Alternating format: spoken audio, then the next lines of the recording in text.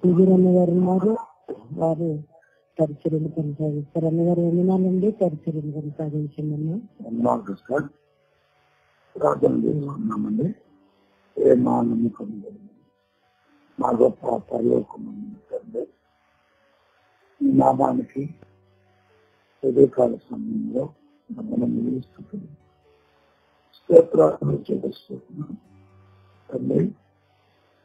అదంతయు క్షేమంగా కాచి కాపాడి ఆయుష్ను ఆరోగ్యాన్ని ఇచ్చి ఉదయకాలం మనం మమ్మల్ని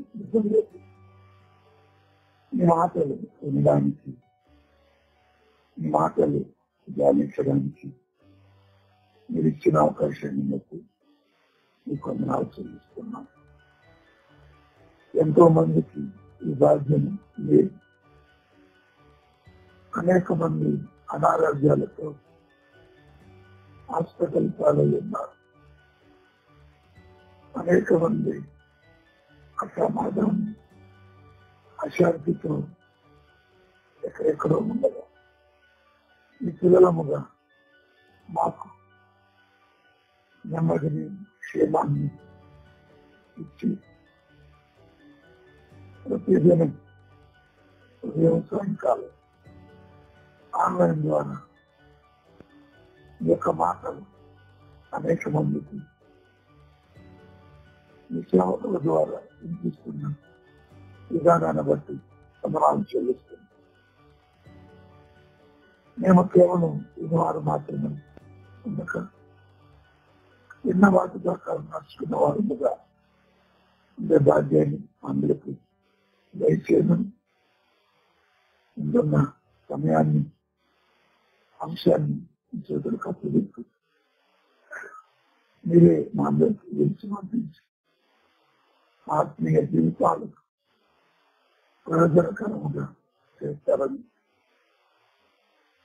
మా రక్షకుడు మీ కుమారుడు యేసుక్రీస్తు ప్రభువు వారి పరిశుద్ధమైన నామములో అడిగి వేడుకొని చెల్లించమని ప్రార్థిస్తున్నాము తండ్రి. ఆమేన్. ఇలా యేసుక్రీస్తు నామమున మీ అందరికీ శుభములు, వందనములు తెలియజేస్తున్నాను.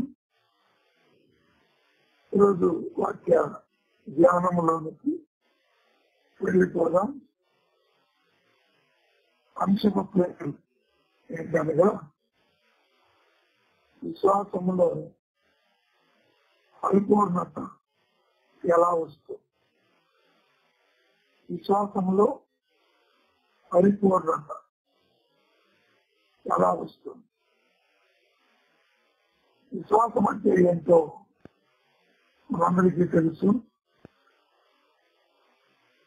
విశ్వాసాన్ని గురించి ఎన్నో సందర్భాలలో మనం విన్నాం, ధ్యానించాం. అయితే మనకు కలిగి ఉన్న విశ్వాసంలో దేవుడు పరిపూర్ణతను కోరుకుంటున్నాడు. ఒక విశ్వాసకి తన విశ్వాస జీవితంలో పరిపూర్ణత అనేది చాలా ప్రాముఖ్యమైనది.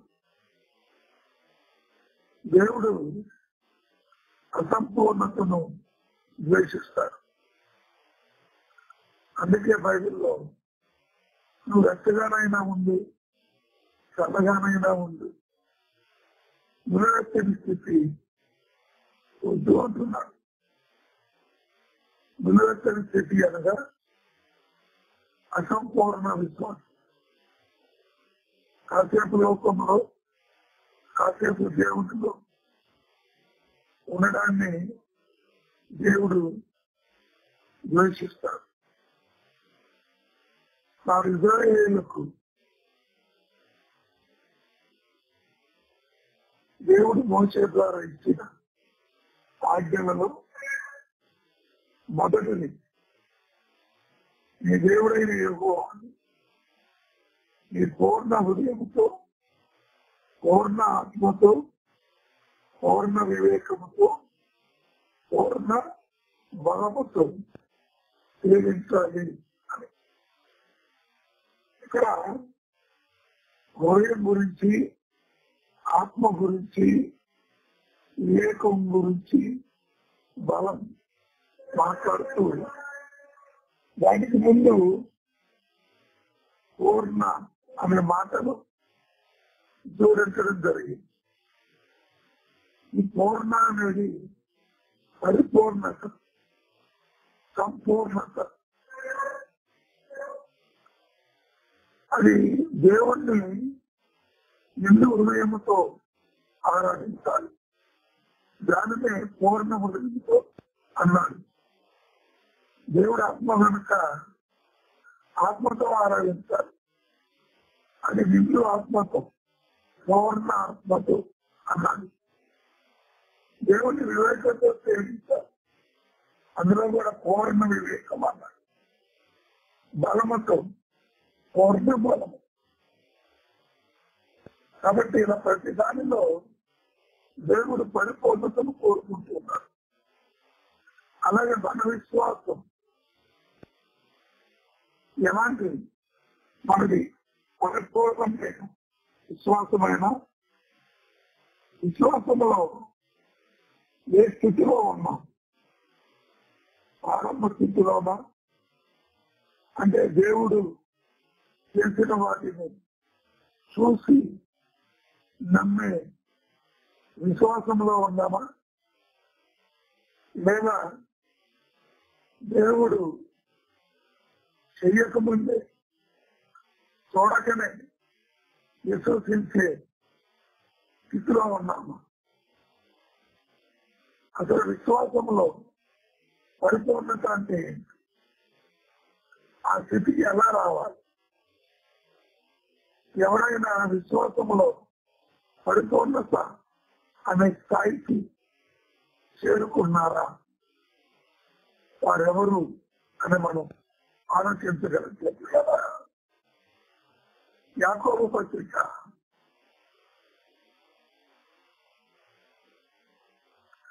2వ అధ్యాయము 22వ వచనం.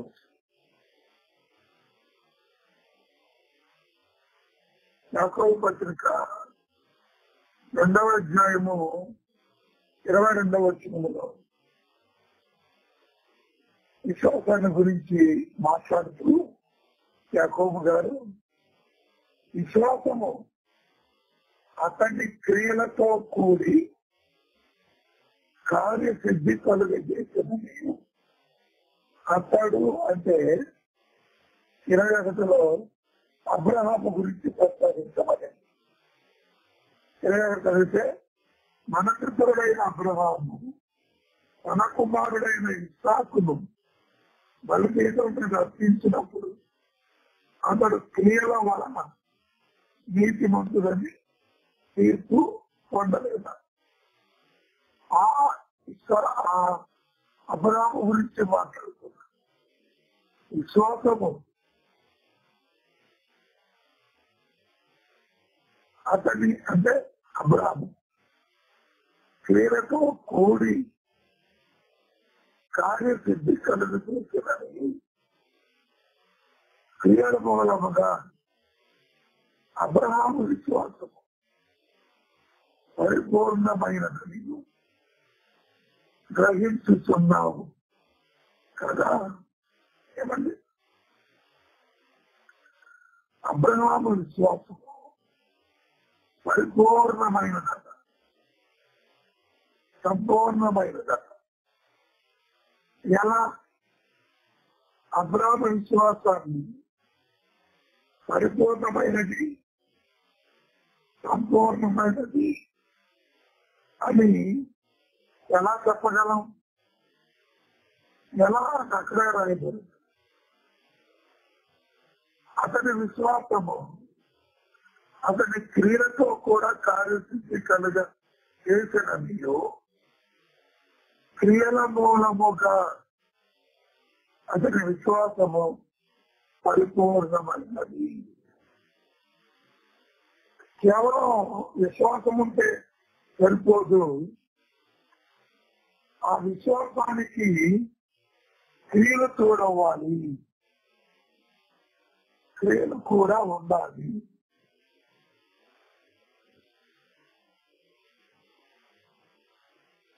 క్రియలతో కూడిన విశ్వాసమునే పరిపూర్ణ విశ్వాసము అంటారు. సో మన విశ్వాసం ఎప్పుడు వంటిగా ఉండకూడదు. కేవలం విశ్వాసం ఉంటే సరిపోదు. యాకోబు గారే మాట్లాడతారు, క్రియలు లేని విశ్వాసం మృతము అంటారు. విశ్వాసానికి క్రియలు తోడవాలి, అప్పుడే ఆ విశ్వాసము పరిపూర్ణ విశ్వాసము అవుతుంది. అది విశ్వాసములో పరిపూర్ణ స్థితిలోనికి రావడం అంటే.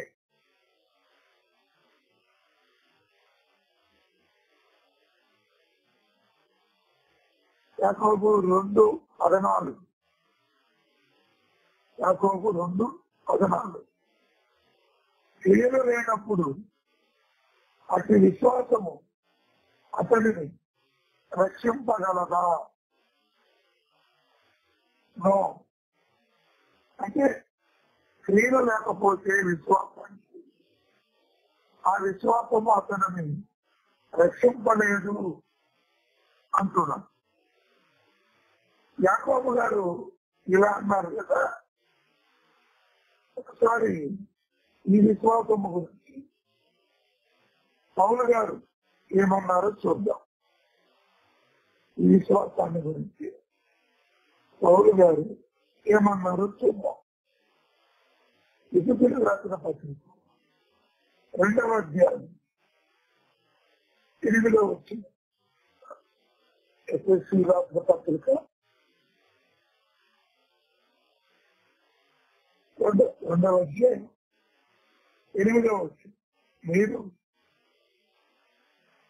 విశ్వాసము ద్వారా కృప చేతనే రక్షించబడి ఉన్నారు. ఇది మీ వలన కలిగినది కాదు, దేవుని వరమే. అది క్రియల వలన కలిగినది కాదు. ఇక్కడ విశ్వాసానికి క్రియలు లేనప్పుడు ఆ విశ్వాసం అతను రక్షింపగలదా? రక్షింపలేదు అంటూ యాకోబు గారు చాలా రూఢిగా చెప్తున్నప్పుడు పౌలు గారు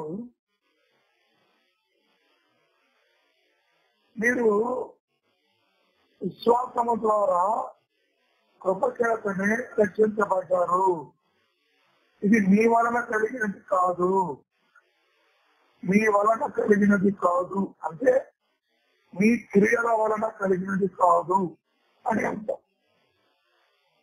అది దేవుని వరమే. మీరు రక్షించబడ్డారు అంటే అది మీ క్రియల వల్ల మీరు రక్షించబడలేదు, అది దేవుని వరం. దేవుడు మనకి ఇచ్చిన ఒక వరం. ఏంటి ఆ వరం? విశ్వాసము ద్వారా కృపచేతనే రక్షింపబడి ఉన్నారు. విశ్వాసం ఉంటే మీకు, విశ్వాసము ఉంటే మీరు రక్షించబడలేదు. ఆ విశ్వాసానికి దేవుని కృప తోడయ్యింది. మీరు విశ్వసించారు, దేవుడు కృప చూపించాడు, రక్షించబడ్డారు. అందులో మీ క్రియలు ఏమీ లేవు, విశ్వాసం అయితే ఉంది.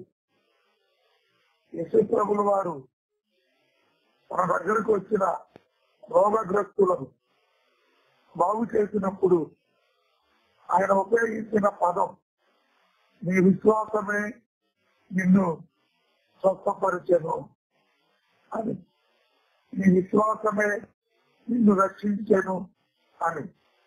అక్కడ ఆయన వద్దకు వచ్చిన వారిలో విశ్వాసం ఉంది. అడిగాడు, ఒక సందర్భంలో నేను నిన్ను బాగు చేస్తానని నువ్వు విశ్వసిస్తున్నావా అంటే ఎస్ విశ్వసిస్తున్నాను అన్నాడు. ఓకే, నీ విశ్వాసమే నిన్ను స్వస్థపరిచింది అన్నాడు. కేవలం అతని విశ్వాసమే అతనిని స్వస్థపరచలేదు, కేవలం అతని విశ్వాసమే అతనిని రక్షించలేదు. అతని విశ్వాసానికి క్రీస్తు కృప తోడైంది. ఆయన కృప చూపించాడు, కనికరపడ్డాడు. అతని విశ్వాసము క్రీస్తు కృప తోడయ్యి అతను స్వస్థపడ్డాడు, రక్షించబడ్డాడు. అది అర్థం. అది మీ వలన కలిగినది కాదు. కాబట్టి ఎవరును అతిశయపడవీలు లేదు. నేను రక్షించబడ్డాను, నేను స్వస్థపడ్డాను, అది నా వల్లనే జరిగింది, నా విశ్వాసమే అని ఎవరు కూడా అతిశయింపకూడదు.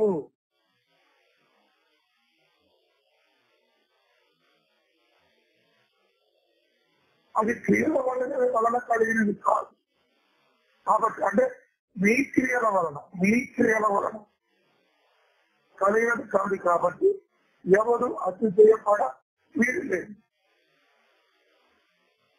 మరి ఈ ఇక్కడ రాయబడిన ఈ విశ్వాసానికి యాకోబు గారు రాసిన ఈ విశ్వాసానికి కాస్త ఏదో కాంట్రవర్సీ ఉన్నట్టుగా అనిపిస్తూ ఉంది. కానీ కాంట్రవర్సీ ఏమి లేదు. పౌలు గారు మాట్లాడింది ప్రారంభములో మనము లోకములో నుండి పాపములో నుండి క్రీస్తులోనికి వచ్చి దేవుని మాటలు విని విశ్వసించి వారు మనసు పొంది పాపము ఒప్పుకొని బాప్తిస్మము తీసుకొని రక్షించబడిన ప్రారంభపు రక్షణ గురించి పౌలు గారు ఎపిసి పత్రికలో మాట్లాడుతున్నారు. మీరు ఎలా రక్షించబడ్డారనుకుంటున్నారు? లోకములో నుండి పాపములో నుండి మీరు ఎలా బాప్తిస్మము ద్వారా ఎలా రక్షించబడ్డారు? మీ విశ్వాసం, వినుట వలన విశ్వాసం. ఆ వినేది క్రీస్తుని గురించిన మాటలు. కేవలం మీ విశ్వాసం మాత్రమేనా? కాదు, దానికి దేవుని కృప తోడైంది. దేవుని కృప తోడైతే విశ్వాసం ద్వారా రక్షించబడ్డారు. అదే ఆయన అంటున్నారు, మీరు విశ్వాసము ద్వారా కృప చేతనే రక్షించబడ్డారు. దేవుని కృప, మన విశ్వాసము ఇది మీ వల్ల కలిగినది కాదు, అంటే మీ క్రియల వల్ల కలిగినది కాదు, దేవుని వరమే అంటూ అది క్రియల వల్ల కలిగినది కాదు. కనుక ఎవరు కూడా వీలు లేదు. రక్షించబడ్డాము అంటే కేవలం మనమేదో మంచి పనులు, దాన ధర్మ కార్యాలు, గొప్ప కార్యాలు చేసినందువలన రక్షించబడాల. మీరేదో దాన ధర్మాలు, పుణ్యాలు ఇంకేదో చేయటం వలన మీరు రక్షించబడాల. విశ్వాసం అంటారు, దేవుని కృపతోడైంది, రక్షించబడ్డారు. దర్శనం అది ప్రారంభపు రక్షణలో నుంచి బాప్తిస్మం వచ్చింది. క్రియలు లేని విశ్వాసము నిష్ఫలమైనదని తెలుసుకోనగలుగుతున్నావా? అంటే ఇది రక్షణలోనికి వచ్చిన తర్వాత ఇంకా మీ రక్షణ కొనసాగించబడాలి అంటే, రక్షణలో సంపూర్ణతను సాధించాలి అంటే అంతమ వరకు ఎవరు సహిస్తాడో వాడే రక్షించబడ్డాడు అని చెప్పిన మాట ప్రకారం ఒకసారి మనం రక్షించబడిన తరువాత ఆ రక్షణ శాశ్వతము, ఆ రక్షణ ఎక్కడికి పోదు. మనం ఎన్ని తప్పులు, ఎన్ని పాపాలు చేసినా మన రక్షణ అలాగే నిలిచి ఉంటుంది, మనకు డోకా లేదు అని అనుకునే వారికి ఇది ఒక హెచ్చరికతో కూడిన మాటలు. రక్షించబడ్డావు మంచిదే, ఆ రక్షణలో కొనసాగాలి. ఫిలిప్పీ పత్రికలో అంటాడు చూడండి, మీ సొంత రక్షణను మీరు భయముతో వణుకుతో కొనసాగించుకోవాలి. పొందిన రక్షణను కొనసాగించాలి. ఒకసారి రక్షణ పొందేశాం, అయిపోయింది, ఇక ఎలాగైనా ఉండొచ్చు, ఆ రక్షణ నన్ను కాపాడుతుంది అనుకుంటే కుదరదు. రక్షణలో కొనసాగాలి, భయముతో వణుకుతో. అంతవరకు సహించిన వాడే రక్షించబడతారు. కాబట్టి ఆ తరువాత నీ విశ్వాసానికి క్రియలు తోడవాలి. ప్రారంభంలో నీ విశ్వాసానికి దేవుని కృప ఎలా తోడై నిన్ను రక్షించిందో, రక్షణలోకి వచ్చిన తర్వాత నీవు విశ్వాసంలో కొనసాగాలి అంటే, రక్షణలో కొనసాగాలి అంటే దానికి సంబంధించిన ప్రక్రియలు చేయాలి. విశ్వాసములో కొనసాగాలి. ఎలాంటి విశ్వాసము? సంపూర్ణ విశ్వాసం. సంపూర్ణ విశ్వాసము అంటే క్రియలతో కూడిన విశ్వాసం. అబ్రహాము విశ్వాసము సంపూర్ణమైనది. ఎలా? అతని క్రియల మూలముగా అతని విశ్వాసము సంపూర్ణమైనదని మీరు ఎదుగుదువా?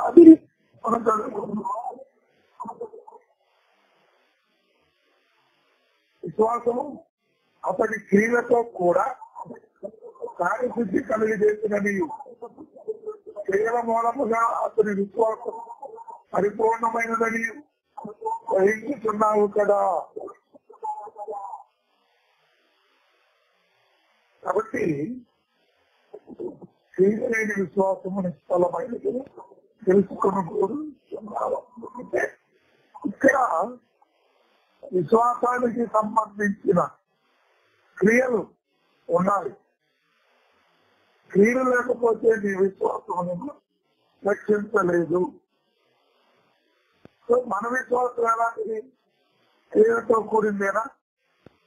మన విశ్వాసం మనలను తీర్పు నుండి, నరకము నుండి రక్షింపగలదా?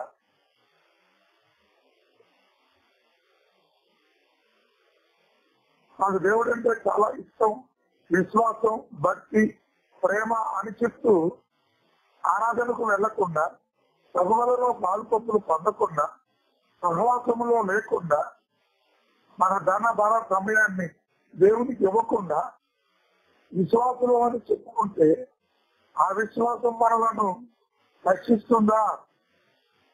లేదు. అదే అంటున్నాను. ఒకవేళ మన విశ్వాసానికి క్రియలు తోడవ్వకపోతే, మన విశ్వాసానికి క్రియలు తోడవ్వకపోతే అంటే మన విశ్వాసము క్రియలతో కూడినది కాకపోతే జరిగే ప్రమాదం ఏముంది అని మనం ఆలోచిస్తే, నంబర్ 1, మన విశ్వాసము క్రియలతో కూడినది కాకపోతే మన విశ్వాసం అపహాస్యానికి గురవుతుంది, అవమానపరచబడుతుంది, సిగ్గుపాలవుతుంది. ఏమండి? మన విశ్వాసము క్రియలతో కూడినది కాకపోతే మన విశ్వాసము అపహాస్యానికి గురవుతుంది, అవమానపరచబడుతుంది, సిగ్గుపాలవుతుంది. ఉదాహరణకు నోవహు గారు దేవుని మాటను నమ్మాడు, విశ్వసించాడు. అయా ఆకాశం నుండి వర్షం రాబోతుంది, జల ప్రళయం రాబోతుంది, అందరూ చచ్చిపోతారు, నీ కోసం ఓడను నిర్మించుకో, రెడీ చేసుకో అని దేవుడు చెప్పాడు. ఈ మాటను నోవహు విశ్వసించాడు.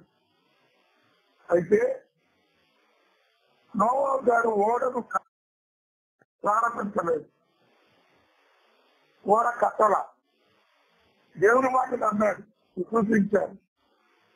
దేవుడు గొప్పోడు, ఆయన చెప్పే చేస్తాడు అని ఆయన మాట పట్ల విశ్వాసం ఉంది. కానీ ఓడను కట్టల. ఇప్పుడు నోవహు విశ్వాసము నోవహు కుటుంబాన్ని లేదా నోవహును జలప్రలయం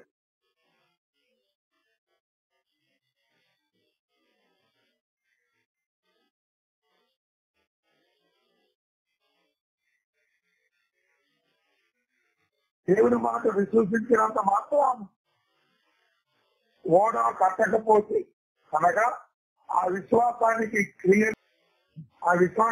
క్రియలు తోడవకపోతే ఓడ కట్టకపోతే ఆ విశ్వాసము అతడిని రక్షిస్తుందా?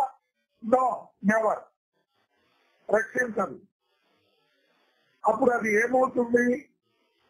అతని విశ్వాసము అపహాస్యానికి గురవుతుంది, అవమానానికి గురవుతుంది, సిగ్గుపాలవుతుంది. ఎలా? అందరూ అంటారు నోవహు చెప్పాడు జలపానం వస్తుంది వస్తుంది వస్తుంది అని, కానీ ఆయన ఓడగట్టలేదు.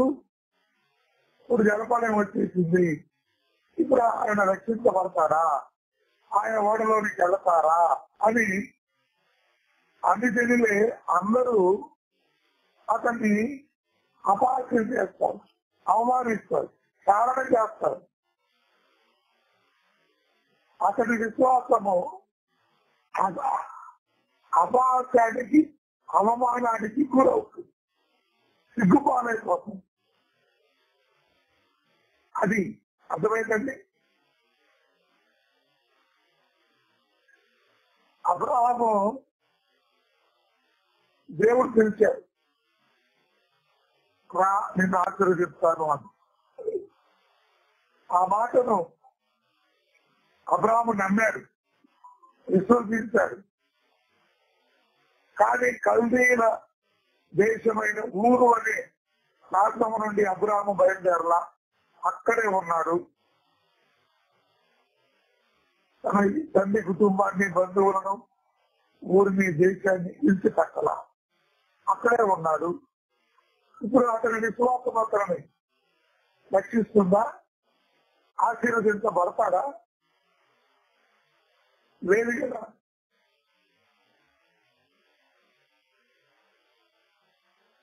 కాబట్టి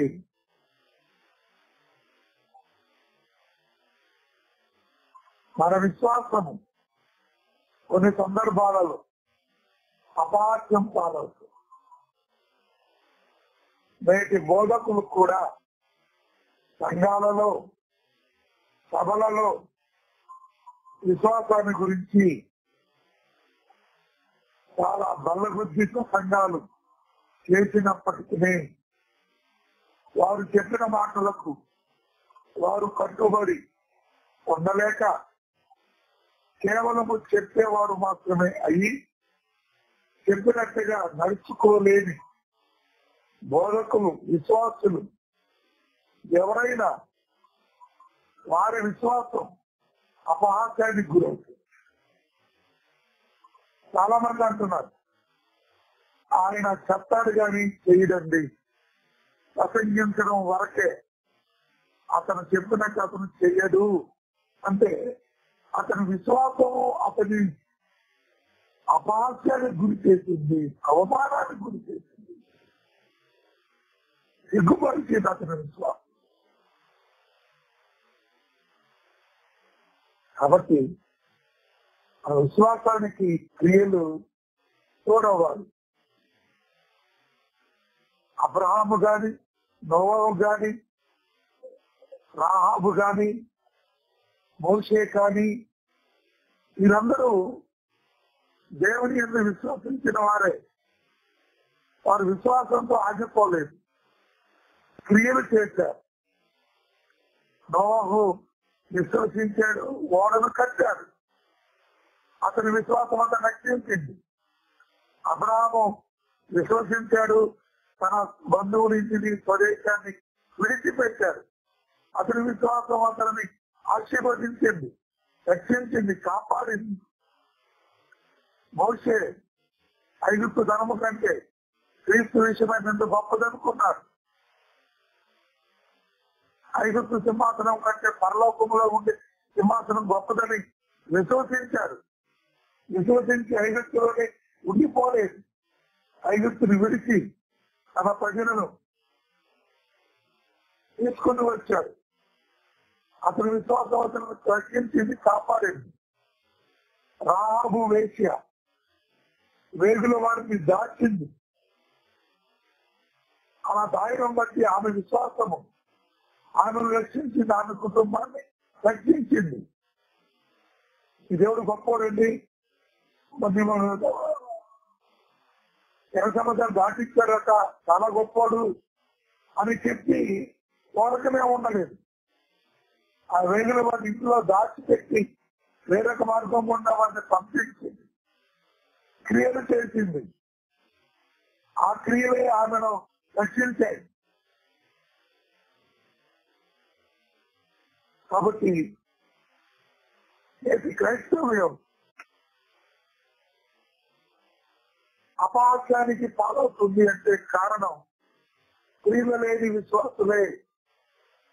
మాటలు కోటలు దాటితే కాళ్ళు గడపలు దాటుతాయట, ఇలా తయారైంది. ఇది మొట్టమొదటి అంశం. మన విశ్వాసానికి క్రియలు తోడవకపోతే జరిగే ప్రమాదం. మొట్టమొదటిగా మన విశ్వాసము అవమానపరచబడుతుంది, సిగ్గుపాలవుతుంది, హేళన పరచబడుతుంది. నంబర్ 2, మన విశ్వాసానికి క్రియలు తోడవకపోతే అది వ్యర్థం. యాకోబు పత్రిక 2:20. విద్యుడా, క్రియలు లేని విశ్వాసము నిష్ఫలమైనదని తెలిసి కొనగోరుతున్నావా? అయితే నేను చెప్తున్నా, మన పితరుడైన అబ్రహాము తన కుమారుడైన ఇస్సాకును బలిపీఠము మీద అర్పించినప్పుడు అతడు క్రియల వలన నీతిమంతుడని తీర్పు పొందలేదా?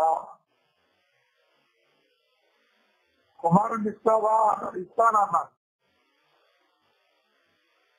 ఇస్తానని చెప్పి ఇస్సాకును బలి ఇవ్వడానికి తీసుకుని వెళ్ళకపోతే, బలిపీఠం మీద పెట్టకపోతే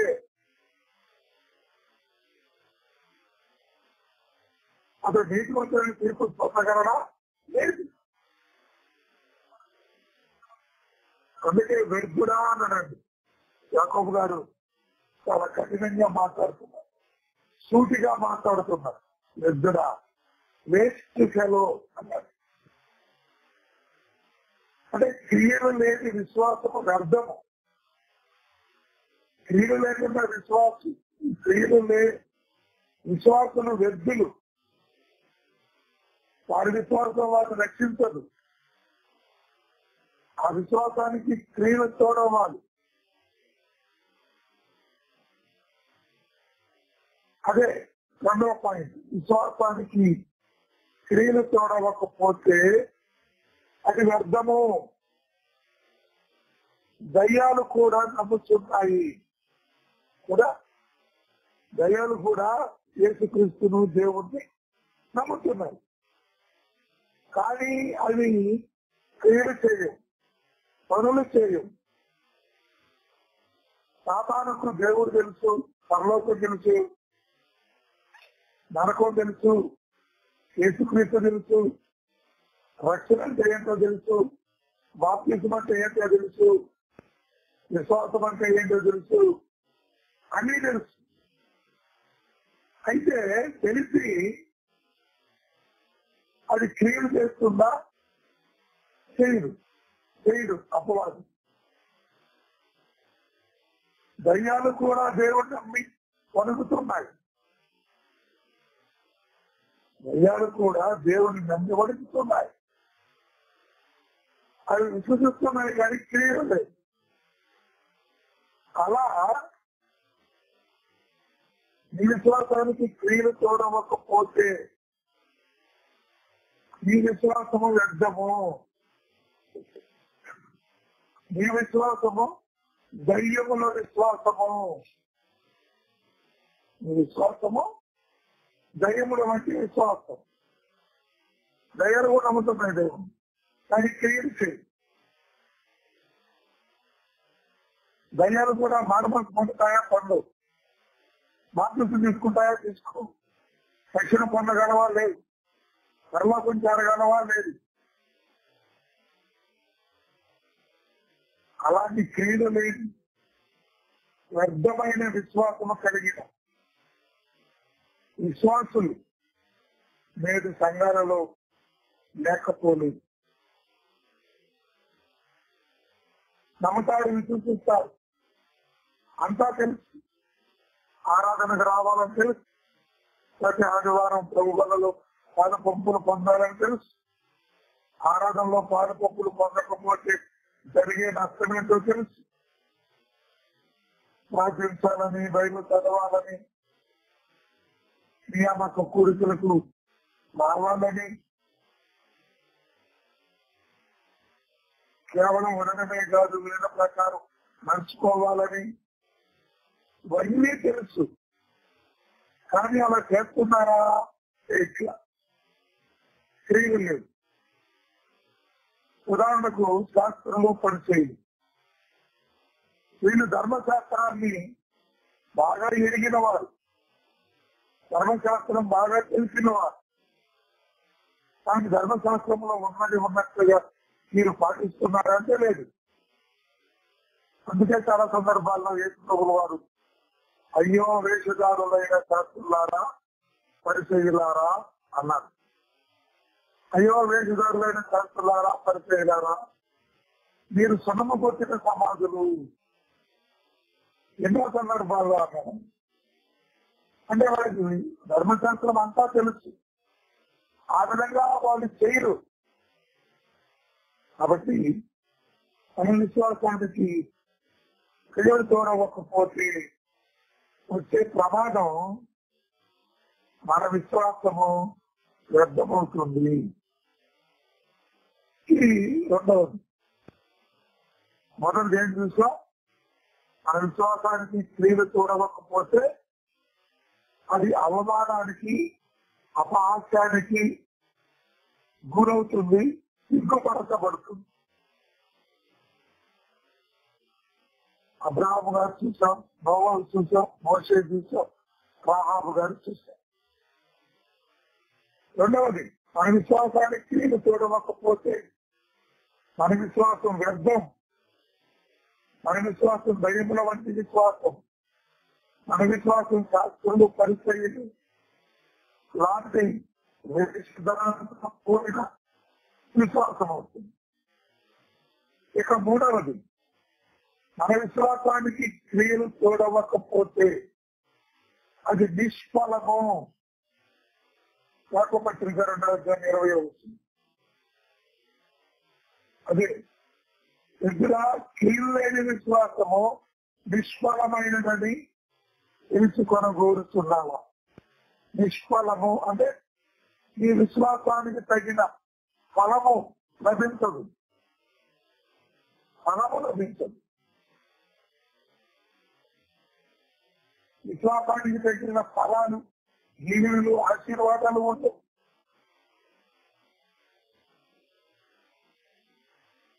మొదటి గురించి 15వ అధ్యాయం 10వ వచనం.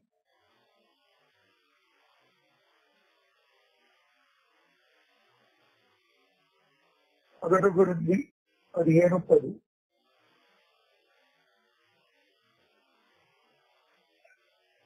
అయినను నేనేమై ఉన్నాను, అది దేవుని కృప వలననే అయ్యున్నాను, మరియు నాకు అనుగ్రహించబడిన ఆయన కృప నిష్ఫలము కాలేదు. కానీ వారందరికంటే నేను ఎక్కువగా ప్రయాసపడినది నేను కాను, నాకు తోడై ఉన్న దేవుని కృపయే. దేవుని కృప నిష్ఫలము కాలేదు. ఏమని? పౌలు గారి విశ్వాసము ఫలించింది. ఎందుకు అంటే ఆయన విశ్వాసము క్రియలతో కూడినది. కష్టపడ్డాడు, ప్రయాసపడ్డాడు, ఎన్నో శ్రమలు, అన్ని వ్యాధి బాధలు, ఎన్నో కష్టపడి క్రియలు చేశాడు పౌలు. ఆయన విశ్వాసం, దేవుని కృప ఆయన ఎడల నిష్ఫలము కాలేదు. తిమోతి 2వ పత్రిక 4వ అధ్యాయము 7వ వచనం. తిమోతి 2వ పత్రిక 4వ అధ్యాయము 7వ వచనం. మంచి పోరాటము పోరాడి తిని నా పరుగు కర ముట్టించి తిని విశ్వాసము కాపాడుకుంటుంది. విశ్వాసాన్ని కాపాడుకున్నాడు. ఎలా? క్రియల మూలముగా పోరాడాడు, ప్రయాసపడ్డాడు, కష్టపడ్డాడు, ప్రాణాలకు తెగించాడు. సమయం అనక అసమయం అనక రాత్రనక పగలనక ప్రయాణాలు చేశాడు, తోటకు ప్రకటించాడు, రాళ్ల డబ్బులు తిన్నారు, అవమానపరచుతారు, జైలు పాలయ్యారు, కొరడా డబ్బులు తిన్నారు. ఇవన్నీ క్రియలు. పౌలు గారి విశ్వాసానికి తగిన క్రియలు. ఆ విశ్వాసాన్ని కాపాడుకున్నారు. క్రియలతో కూడిన విశ్వాసాన్ని కాపాడుకున్నాడు. మంచి పోరాటము పోరాడాను, నా పరుగును కరముట్టించాను, నా విశ్వాసాన్ని కాపాడుకున్నాను అంటూ ఉన్నారు పిల్లలు. కాబట్టి మన విశ్వాసము పరిపూర్ణమైనదా? విశ్వాసములో పరిపూర్ణత ఎలా వస్తుంది? అదే మన అంశం. ఎలా వస్తుందంటే క్రియల మూలముగానే వస్తుంది. విశ్వాసానికి తగిన క్రియలు ఉండాలి. ఇది మానవనసు పొంది బాప్తిస్మం తీసుకొని రక్షణలోనికి వచ్చిన తర్వాత అందరూ కలిగి ఉండవలసిన విశ్వాసం. ప్రారంభపు విశ్వాసాన్ని గురించి దానికి దీనికి తేడా మనం చెప్పుకున్నాం. పౌలు గారు ఎఫెసీయులో రాసిన దానికి, యాకోబు గారు రాసిన దానికి తేడా. అది ప్రారంభ విశ్వాసం, ఇది కొనసాగించబడుతున్న విశ్వాసం. కాబట్టి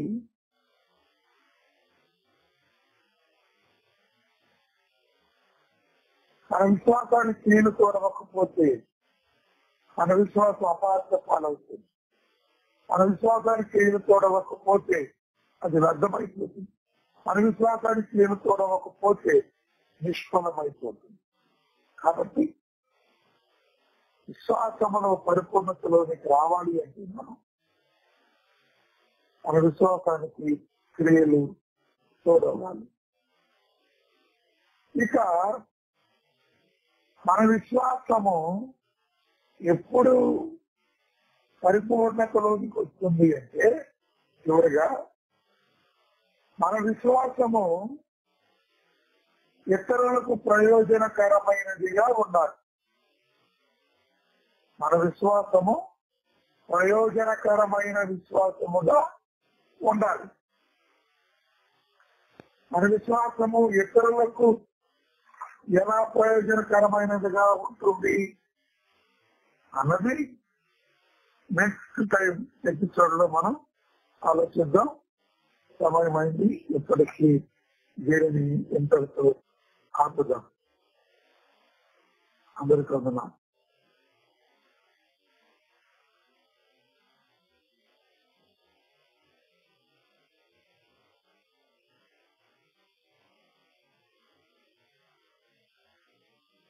ప్రార్థన చేయండమ్మా. ప్రార్థన చేసుకుందాం. ప్రేమ కలిగిన మా తండ్రి, కృప కలిగిన ఘనమైన శ్రేష్టమైన నామ వందనములు స్తోత్రాలు చెల్లిస్తున్నాం.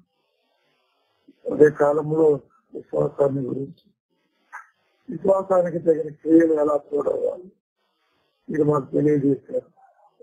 చాలా సందర్భాల్లో మేము విశ్వసిస్తూనే కానీ క్రియలు చేయని స్థితిలో ఉన్నాం. మనం క్షమించమని విశ్వాసంలో పరిపూర్ణ స్థితిలోనే తీసుకురమ్మని కోరుకుంటూ జగన్నతంలో మారక్షకుమార్ వారి ప్రసిద్ధమైన నామం అడిగి వేడుకుంటున్నాను, ప్రార్థిస్తున్నాను తండ్రి. ఆమేన్. ఆమేన్. ఆశీర్వాదం. తగిన దేవుని ప్రేమయు క్రీస్తు ప్రభుల వారి కృపయు పరిశుద్ధాత్మ అన్యమైన ప్రవాసం చేరి ఉన్న మనకును ప్రసిద్ధులకు తోడైంది నడిపించండి. ఆమేన్. Thank you brother. మరి చక్కని సందేశం విశ్వాస పరిధుల్లో లేకపోతే మనం ఏ భ్రష్టత్వంలోకి వెళ్ళిపోతామో ఆ భ్రష్టత్వం నుంచి బయటపడాలంటే ఒక విశ్వాసులుగా ఏ సమయంలో కొనసాగుతున్నా ఏ నిర్ణయాలు తీసుకోవాల్సి ఉంటుందో చక్కని వివరణ. మా దయచేసి ఏది చెప్పినా ఏది చేసినా పర్వాలేదని గిరిగీసుకుని కూర్చుంటే, మా సంఘంలో ఏది జరిగినా మా పాస్టర్ ఎలా పెట్టినా పర్వాలేదు ఆ వాక్యం వింటామంటే కుదరదు. సంఘంలో పాస్టర్కి క్యారెక్టర్ లేకుండా ఆ సంఘంలో కొనసాగేటటువంటి వాళ్ళు ఎవరో ఇప్పుడు భుజాలు తట్టుకోవాలి. అక్కడి నుంచి ఆత్మీయ సహవాసం ఎక్కడ మంచి సత్య సువార్త జరుగుతుందో సాగిపోవాలి. సాగిపోయి సంసారాలను బాగు చేసుకోవాలి. విషయాన్ని గుర్తుపెట్టుకోండి. అయినా కూడా సామూహికంగా మీరు అందరూ ఉన్నారు కాబట్టి చిన్న ప్రశ్న అన్నగారిని వేస్తున్నాను. ఆల్రెడీ సమాధానం ప్రసంగంలో వచ్చింది. ఒక పాస్టర్ గారు, అన్నగారు నేను చిన్న డౌట్ అడుగుతున్నానండి. ఒక పాస్టర్ గారు, మేము వెళ్ళే సహవాసం పాస్టర్ గారు సరైనటువంటి నడకలే లేరు, మాకు బాప్తిస్మం అక్కడే ఇచ్చారు, మేము ఆ సంఘంలో ఇంకా కొనసాగాలా?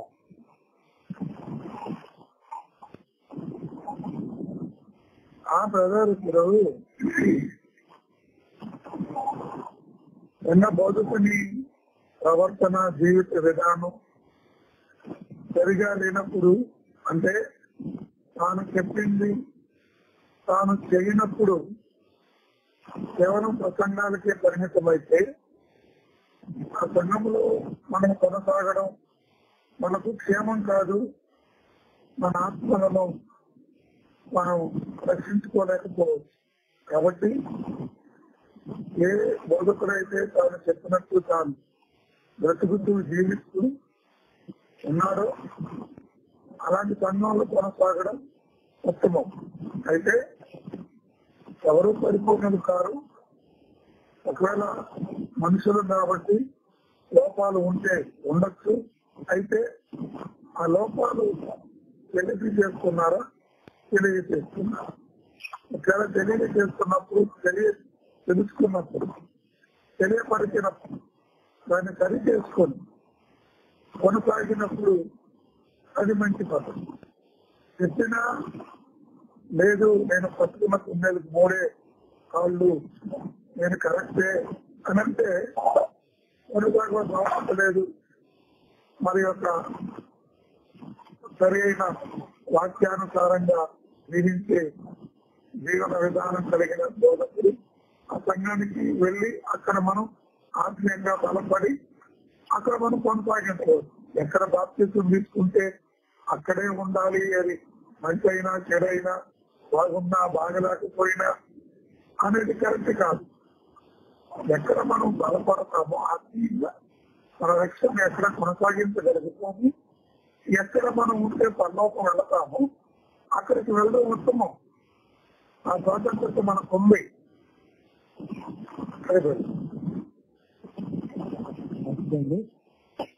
విశ్వాస పరిధిలో కొనసాగుతున్నటువంటి వాళ్ళారా మరి ఉన్నారు కదా. విశ్వాసంలో కొనసాగాలి అంటే నేనేదో ఆన్లైన్ జరుగుతున్నాను, 10 మంది దైవసేవకుల్ని కలిపి నేను ఆన్లైన్ జరుపుతున్నాను. నేను జరిపే ఈ ఆన్లైన్ నేను ఎట్లా బతికినా, నా బస్సు ఎలా ఉన్నా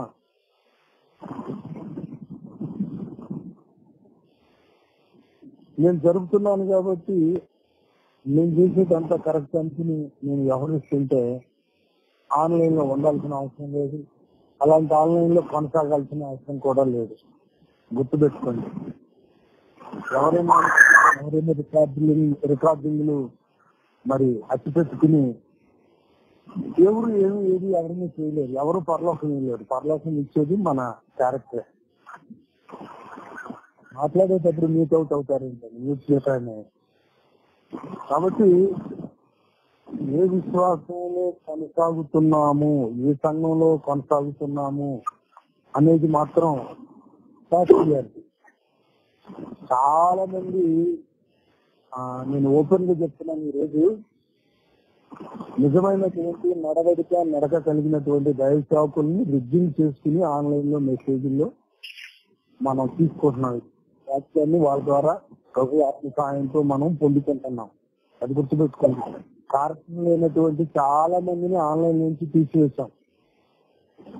ఎందుకంటే ఒకవేళ అలాంటి వాళ్ళే మనకు సబ్జెక్టు కనుక చెప్పడం ప్రారంభిస్తే మన ఆత్మీయ జీవనం అనేది నాశనం అయిపోతుంది. వాళ్ళ పాపంలో మనం పాలుభాగస్తులం అవుతాం. అలాంటి వాళ్ళు ఇంటికేస్తే వందనాలే చెప్పొద్దు అనేటటువంటి మాట మనకు లేఖనంలో ఉంటే, సహోదరుడు అనుబంధుడు ఎవడైనాను, సూర్యుడైనను జారుడైనను ఉంటే వాళ్ళ ఇంటికి రాని చెప్పి వారికి వందనాలు చెప్పొద్దు. చెప్తే అలాంటి వాడి పాపంలో పాలుభాగస్తులు అవుతారు అనే మాట కనుక మనకి న్యూట్లో పెట్టుకోండి. అయ్యా ఎవరు అవుతారు ఏంటో అర్థం కాదు. వాళ్ళ పాపంలో పాలుభాగస్తులు అవుతారని లేఖనం చెప్తుంటే మరి మనం ఇవన్నీ ఆలోచించకుండా మా సంఘ సాగరి ఎంత చోరుడైనా, ఎంత జారుడైనా, ఎంత పనికి మాలిన వాడైనా మేము వెళ్తాము, ఇంకా తప్ప మాకు లేదనేటటువంటి పరిస్థితుల్లో కొనసాగితే ఒకసారి పరలోకాన్ని గుర్తుపెట్టుకోండి. పరలోకం అంటే ఉట్టి మాటలతో మనకు లభ్యమయ్యేది కాదని విషయాన్ని లేఖనమే స్పష్టం చేసింది. ఒక మంచి స్పష్టం చేయటం కాదు. అది నడవడిక అనేది చాలా ముఖ్యం. మరి నేనన్న మాటల్లో ఏమైనా వ్యత్యాసం ఉంటే చెప్పండి, తప్పు ఉంటే నేను సరి చేసుకుంటాను. ఇప్పుడు నేను పలికిన మాటల్లో లేఖనానుసారంగా నేను పలకలేదు అని ఎవరన్నా అంటే మరి సహోదరులను అడిగి క్లారిఫై చేసుకున్నాం.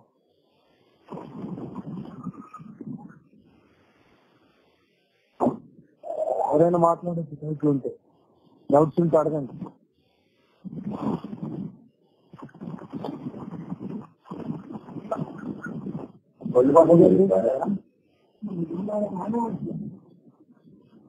అయ్యా మీ మొబైల్ మ్యూట్ లో పెట్టుకోండి. అయ్యా ఎవరు మాట్లాడుతున్నారు.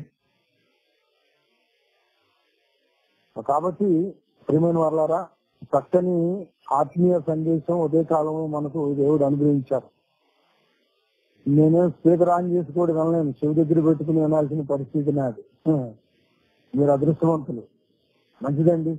చక్కని సందేశాన్ని ఉదయకాల సమయంలో అందించిన దేవాది దేవునికి నిండు మనసారా కృతజ్ఞతాస్తుతులు స్తోత్రం చెల్లించుకుంటూ ఈ అంశాన్ని ఈ ప్రాతకాలంలో చక్కని నియమలతో దేవుని ఆత్మ సాయంతో మనకు అందించిన మా ఆత్మీయులు శిబిరాన్న గారికి ఇంటింటికి క్రీస్తు రాష్ట్ర వారి తరఫున నిండు మనసుతో హృదయపూర్వకమైనటువంటి వందనాలు తెలియజేస్తున్నాను. అలాగే వీళ్ళరా మరి చాలా మంది ఈ మధ్యకాలంలో మనకు ఆన్లైన్ లోకి రావడం లేదు, ఆపేశాం. ఎవరైనా ఏమైనా అడుగుతారేమో అని అనుకున్నాం కానీ ఎవరు అడగలేదు. మంచిది. ఎందుకు ఆపేశాం అనేది రీజన్ నాకే తెలుసు, ఎవరికి తెలియదు. ఒక దైవసేవకుని ఆన్లైన్ లోకి తీసుకోవాలంటే 2-3 సాక్ష్యాలు, పర్సనల్ క్యారెక్టర్, విశ్వాసులైన పిల్లలు, ఏకపత్నిగతుడే ఒకే భార్యను కలిగి ఉన్నవాడై విశ్వాస పరిధిలో ఉండి ఆత్మల భారాన్ని కలిగి ఉండి ఆస్తుల భారాన్ని కలిగి ఉండకుండా ప్రతి వాణిని పరిగణలోకి తీసుకుంటాం, ఆన్లైన్ లో తీసుకుంటాం. పొరపాటున ఓవర్ స్టెప్ లో ఏదైనా తీసుకున్న తర్వాత తెలిస్తే ఖచ్చితంగా 2-3 సాక్ష్యాలతో ఎంక్వైరీ చేసినాక మన ఆన్లైన్ నుంచి ఆపుకుంటున్నాం. ఎందుకంటే అనేకమైన ఆన్లైన్లకు మన ఆన్లైన్ మార్గదర్శకం, అనేకమైనటువంటి కార్యక్రమాలకు ఈ మొబైల్లో కార్యక్రమాలకు మన ఆన్లైన్ ఒక మార్గదర్శకం. అలా మార్గదర్శకంగా ఉండే ఆన్లైన్ లో ఎలాంటి విపత్కర పరిస్థితులు ఉండకూడదనే సదుద్దేశంతోనే మరి ఎలాంటి నిర్ణయాలు తీసుకోవాల్సిన పరిస్థితులు ఏర్పడతాయి. ఎందుకంటే ఇప్పుడు నేను అలాంటి పాపంలోకి వెళ్ళిపోయి మిమ్మల్ని అందరినీ ఆ పాపంలో నడిపిస్తే నేను చేసే పనికి న్యాయం చేసినట్టుగా అవదు. నేను తప్పుదో మిమ్మల్ని పట్టించి తప్పుడు బోర్లో మిమ్మల్ని నడిపి మరి నేను కూడా నడిచినట్లు అవుతుంది. నడక చూడండి, మనం నడుస్తున్న నడకను బట్టి ఎదుటి వాళ్ళు మన క్యారెక్టర్ ని, మన యొక్క సత్ప్రవర్తన తీరుతెన్నులన్నిటిని పరిశీలించగలుగుతారు. కాబట్టి దైవ భక్తిలో మన నడక అనేది విశ్వాస పరిధిలో అపురూపంగా అమోఘంగా ఉండాలి. మరి సుమారుగా మనకి 2013 నుంచి అన్నగారు సుధీర్ గారు మనకు ఆన్లైన్ పరిచయం, ఎన్నో ఆత్మీయ సందేశాలు మనకు అందించారు. అట్టి విశ్వాస పరిధిలోనే ఒక సంఘాన్ని కూడా జాగ్రత్తగా నడుపుకుంటారు. మరి మంచిదండి, సెలవు తీసుకున్నాం.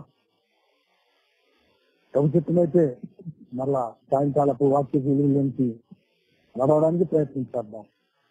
దేవుడు అతి ధన్యత మనందరికీ అనుగ్రహించిన గాక. విన్నారు కదా పాఠం, ఖచ్చితంగా సాయంత్రానికి ఒక్కరికన్నా చెప్పి క్షేమకరంగా గృహం చేరుతుంది.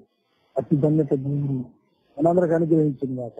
వెళ్ళబోయే ముందు ఇంటి చక్కని పాఠాన్ని వినిపించిన దేవునికి, మరి బ్రతికి ఉంచిన దేవునికి ఒక్కసారి 106 స్తోత్రం చెప్పి సెలవు తీసుకున్నాం. 100 ప్రతి వారు చెప్పండి. దేవునికి స్తోత్రములు, అందరికీ వందనాలు. సెలవు.